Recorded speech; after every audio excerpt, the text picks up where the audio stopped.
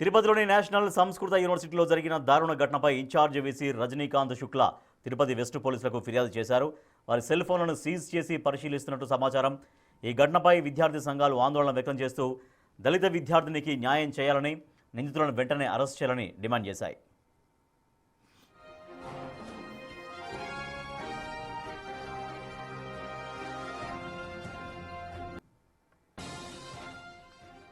యూనివర్సిటీలోని first year విద్యార్థిని లోబరుచుకోవడమే కాకుండా ఆమె గర్భం దాల్చడానికి కారణమయ్యాడు ఓ కీచక అసిస్టెంట్ ప్రొఫెసర్ లక్ష్మణ్ కుమార్. విద్యార్థినితో లక్ష్మణ్ కుమార్ ఏకాంతంగా ఉన్న దృశ్యాలను మరో అసిస్టెంట్ ప్రొఫెసర్ రికార్డు చేసి ఆ వీడియోతో బాధిత విద్యార్థిని లోబరుచుకునే ప్రయత్నం చేసినట్లు కూడా ఆరోపణలు ఉన్నాయి. దీనిపై విద్యార్థిని వైస్ ఛాన్సలర్ జిఎస్ఆర్ కృష్ణమూర్తికి ఫిర్యాదు చేశారు. దీంతో లక్ష్మణ్ కుమార్ను సస్పెండ్ చేశారు వైస్ ఛాన్సలర్. అయితే బాధిత విద్యార్థిని ఒరిస్సాకు వెళ్లిపోయినట్లు సమాచారం.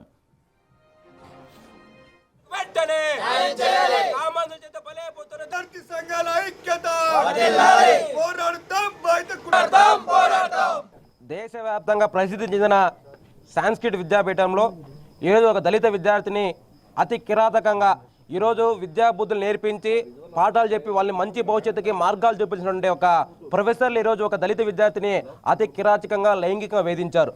ఇది ఆలస్యంగా బయట వచ్చింది. ఎవరైతే లైంగికంగా వేధించి ఇబ్బంది పెట్టారో అతని దగ్గర కొన్ని ఫోటోలు సాక్ష్యాధారాలు తీసుకొని మరొక ప్రొఫెసర్, ఇలా ఇద్దరు ముగ్గురు ప్రొఫెసర్లు, కేవలం ఒక ప్రొఫెసర్ పేరు మాత్రమే మీరు లక్ష్మణ్ కుమార్ అనే వ్యక్తి పేరు మాత్రం బయటకు వచ్చింది.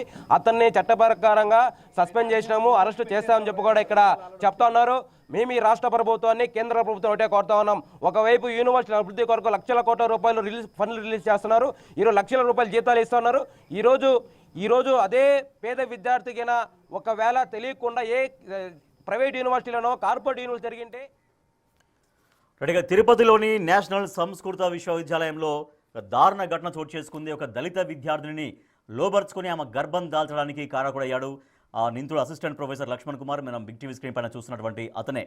సో ఇతనితో ఏకాంతంగా ఉన్నటువంటి ఆ విద్యార్థిని ఆ వీడియోని మరొక ప్రొఫెసర్ షూట్ చేసి ఆమెను మళ్ళీ లోబర్చుకునే ప్రయత్నం చేశాడు. సో ఈ ఘటన పట్ల ఇన్ఛార్జ్ వీసీ పోలీసులకు కంప్లైంట్ చేశారు. మా ప్రతినిధి దామోదర్ మరింత సమాచారం ఇస్తారు. దామోదర్, ఈ కేసులో ఎట్లా విచారణ చేస్తున్నారు పోలీసులు?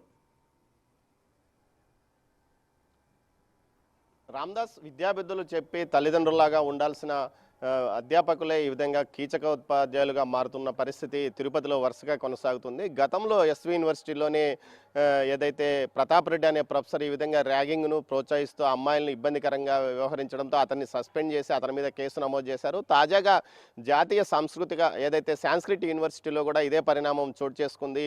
ఒరిస్సాకు చెందిన ఓ అమ్మాయి బీఈడి విభాగంలో చదువుతుంది. ఆ అమ్మాయిని లక్ష్మణ్ కుమార్ అనే అసిస్టెంట్ ప్రొఫెసర్ లోబర్చుకుని ఆ అమ్మాయితో గడుపుతుండగా ఏదైతే శేఖర్ రెడ్డి అనే మరో అసిస్టెంట్ ప్రొఫెసర్ ఈ విజువల్స్ను వీడియో రికార్డింగ్ చేసి తనతో కూడా గడపాలంటూ కూడా డిమాండ్ చేయడము. ఈ నేపథ్యంలో ఆ అమ్మాయి యూనివర్సిటీ వీసీకి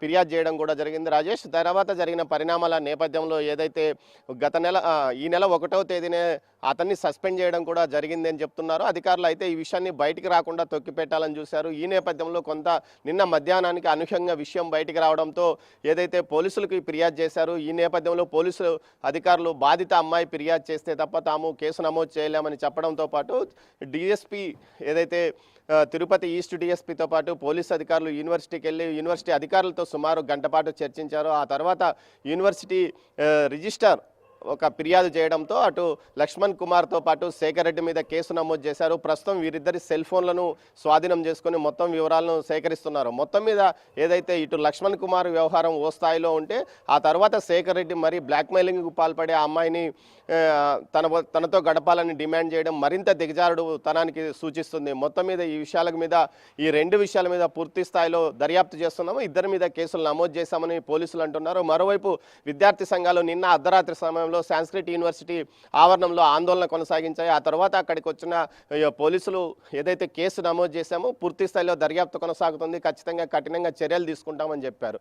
మొత్తం మీద ఏదైతే జాతీయ స్థాయిలో సాంస్క్రిట్ యూనివర్సిటీ ఒరిస్సా ప్రభుత్వంతో పాటు కేంద్ర ప్రభుత్వం యొక్క నిధులతో నడుస్తుంది. ఇక్కడ ఏదైతే తిరుపతి శ్రీవారి పాదాల చెంత ఉంది కాబట్టి మన రాష్ట్ర ప్రభుత్వం ఆ యూనివర్సిటీకి సంబంధించిన స్థలం ఇచ్చింది. ఈ నేపథ్యంలో ఇక్కడ ఏర్పాటైన యూనివర్సిటీలో పెత్తనం మొత్తం ఒరిస్సాతో పాటు ఇటు జాతీయ స్థాయిలో ఉన్న వారి చేతనే నడపబడుతున్న నేపథ్యంలో గతంలో ఇదే యూనివర్సిటీలో గంజాయి పెద్ద ఎత్తున సరఫరా అవుతుందంటూ విద్యార్థి సంఘాల ఆందోళన చేసిన నేపథ్యంలో అప్పట్లో పోలీసులు నాకాబందీ మొత్తం యూనివర్సిటీ మొత్తం గాలించి కొంత గంజాయి కూడా పట్టుకున్నట్లు సమాచారం. మొత్తం మీద ఈ యూనివర్సిటీ వ్యవహారంపై పూర్తి స్థాయిలో చర్యలు తీసుకుంటాం, నిరంతరము తనిఖీలు చేపడతామంటూ కూడా పోలీసులు తెలుపుతున్న పరిస్థితి.